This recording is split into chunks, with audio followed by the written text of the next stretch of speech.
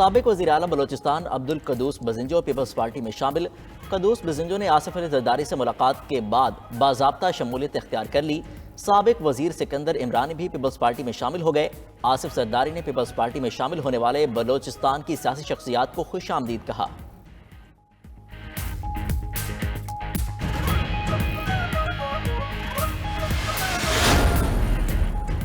سیاسی رہنماؤں کی نون لیگ میں شمولیت کا سلسلہ جاری۔ مزاری قبیلے کے سرکردہ شخصیات ریاض مزاری اور دوست مزاری نون لیگ میں شامل۔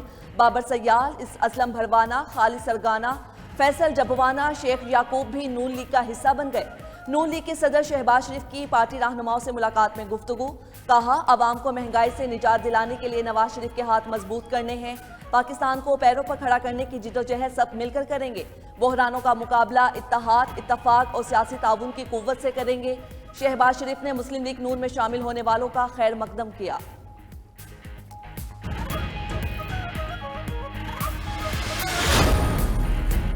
مرکزی جوائنٹ سیکریٹری سید نعمان شاہ نے بھی پی ٹی آئی سے راہیں جدا کر لیں۔ کہتے ہیں 9 مئی کے واقعات کے بعد بانی چیئرمین پی ٹی آئی کے ساتھ چلنا مشکل ہو گیا۔ بانی چیئرمین کے غلط فیصلوں سے سینکڑوں کارکنان مشکل کا شکار ہیں۔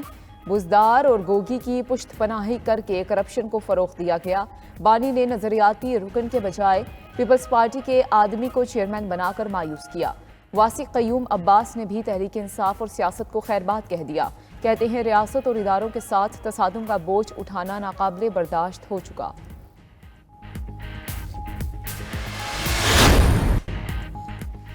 سیاست کو اختلاف رائے کے بجائے ذاتی دشمنی تک پہنچا دیا گیا۔ پرانے سیاستدانوں کو عوام کے اصل مسائل میں کوئی دلچسپی نہیں۔ ہمیں گالم گلوچ اور گیٹ نمبر 4 والی سیاست نہیں آتی۔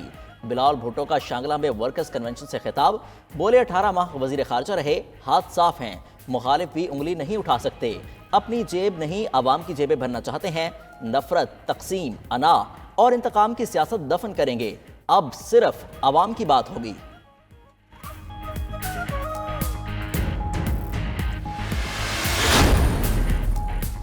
بلاول بھٹو غلط فہمی پیدا کرنا چاہتے ہیں۔ نون لیگ صوبائی اختیارات ختم کر دے گی۔ وہ 18ویں ترمیم کی بنیاد پر سیاسی نعرہ بنانا چاہتے ہیں۔ رانا ثناء اللہ کی لاہور میں میڈیا سے گفتگو۔ کہا یقین ہے نون لیگ آئندہ حکومت بنانے جا رہی ہے۔ نون لیگ 8 فروری کے الیکشن کے لیے تیار ہے۔ التوا کے حق میں نہیں، پی ٹی آئی کا سوشل میڈیا پر ووٹ بینک فراڈ ہے۔ پی ٹی آئی 9 مئی کے واقعات میں ملوث عناصر کو خود سے علیحدہ کرے۔ 9 مئی واقعات کے جو گناہ گار ہوں گے انہیں سزا ملے گی۔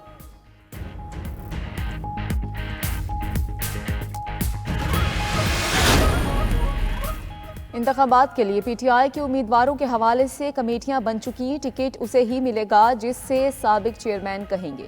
چیئرمین تحریک انصاف بیرسٹر گوہر کی میڈیا سے گفتگو۔ کہا کہ پارٹی مشکل دور سے گزر رہی ہے، 180 مقدمات کا سامنا کر رہی ہیں۔ آئندہ ہفتے تک صورتحال واضح ہو جائے گی۔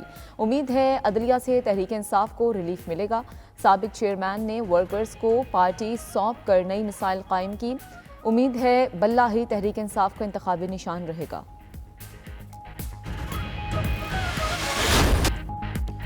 ذوالفقار علی بھٹو کی پھانسی کا فیصلہ صدارتی ریفرنس سماعت کے لیے مقرر۔ چیف جسٹس فائزہ کی سربراہی میں سپریم کورٹ کا 9 رکنی بینچ 12 دسمبر کو سماعت کرے گا۔ جسٹس سردار طارق مسعود، جسٹس منصور علی شاہ، جسٹس یحییٰ آفریدی بینچ میں شامل۔ جسٹس امین الدین، جسٹس جمال خان بندوخیل، جسٹس محمد علی مظہر بینچ کا حصہ۔ جسٹس حسن اظہر رضوی اور جسٹس مسرت ہلالی بھی 9 رکنی لاجر بینچ میں شامل۔ سابق صدر آصف علی زرداری نے بھٹو کی پھانسی کو عدالتی قتل قرار دینے کا ریفرنس 2011 میں بھجوایا تھا۔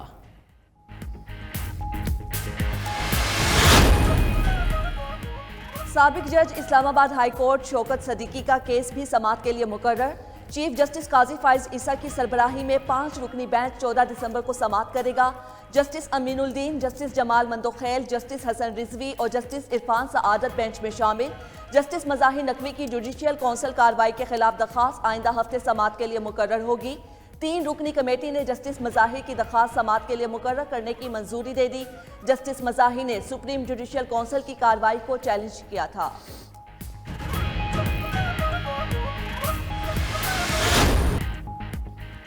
العزیزیہ ریفرنس فیصلے کے خلاف نواز شریف کی اپیل میرٹ پر سنی جائے گی۔ اسلام آباد ہائی کورٹ نے نیب کی کیس ریمانڈ بیک کرنے کی استدعا مسترد کر دی۔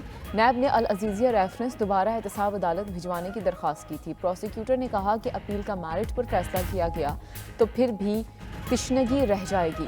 چیف جسٹس عامر فاروق نے کہا کہ اضافی شواہد کا جائزہ لے کر اپیل پر فیصلہ کریں گے۔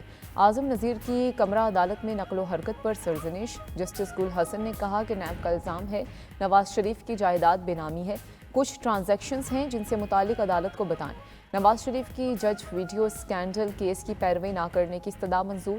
عدالت نے جج Arshad Malik video scandal case ختم کر دیا۔ العزیزیہ ریفرنس کیس کی مزید سماعت 12 دسمبر کو ہوگی۔ الیکشن کمیشن میں پی ٹی آئی انتخابات کے خلاف درخواستوں پر آج سماعت۔ P T I intra party انتخابات کو اکبر ایس بابر سمیت 11 افراد نے چیلنج کیا۔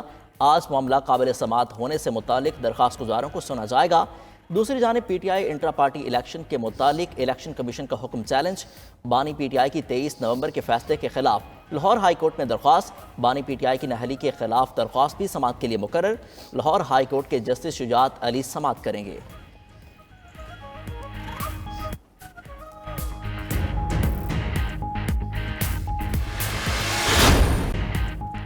پاک فوج وطن کی حفاظت میں خون کے آخری قطرے تک لڑتی رہے گی۔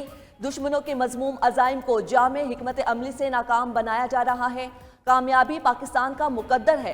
Army chief general Asim Munir کا پشاور میں پہلی بار منعقدہ قومی ورکشاپ سے خطاب۔ بولے غیر قانونی مقیم غیر ملکی پاکستان کی سلامتی اور معیشت کو متاثر کر رہے ہیں، ان کی باعزت واپسی کر رہے ہیں۔ فیصلہ حکومت نے وسیع تر ملکی مفاد میں کیا۔ سپہ سالار کا سیکیورٹی صورتحال اور دہشت گردی کے خلاف جاری کارروائیوں پر بریفنگ۔ نئے ضم شدہ اضلاع میں سماجی اور اقتصادی ترقی کی پیش رفت سے آگاہ کیا گیا۔ آرمی چیف نے افسران اور جوانوں سے ملاقات بھی کی۔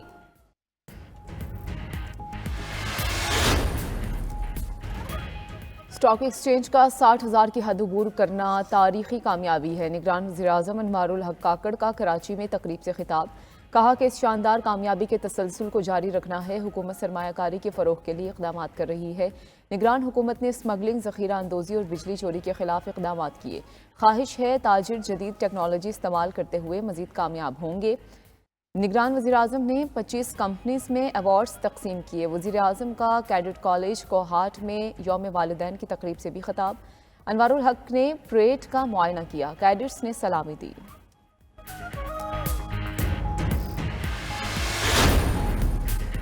اسٹاک مارکیٹ میں تاریخی تیزی، 64,000 کی حد بھی عبور۔ کاروبار کے دوران 100 انڈیکس میں 800 پوائنٹس کا اضافہ، 64,718 پر بند ہوا۔ ٹریڈنگ کے اختتام پر انڈیکس میں 1.25% اضافہ ریکارڈ کیا گیا۔ دوسری جانب انٹر بینک میں ڈالر مزید 2 پیسے سستا، 284 روپے 12 پیسے کی سطح پر بند۔ دوسری جانب اسٹیٹ بینک کے زر مبادلہ کے ذخائر میں 237 ملین ڈالر کی کمی، 7.2 ارب ڈالر کی سطح پر آ گئے۔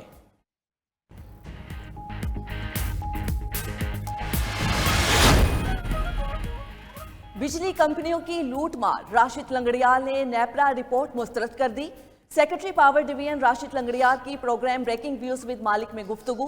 کہا یہ صرف ڈیٹا کا مسئلہ ہے، انتظامی ایشو نہیں۔ جولائی میں 32 لاکھ صارفین متاثر ہوئے، اگست میں صرف 8.5 لاکھ صارفین متاثر ہوئے، جولائی میں صرف 2,01,000 صارفین متاثر ہوئے۔ میٹر ریڈرز اتنے فرشتے ہو گئے، دوسرے ماہ اتنے کم افراد کو متاثر کیا۔ نیپرا کو ڈیٹا لینا آتا ہے، نہ پڑھنا اور اینالائز کرنا۔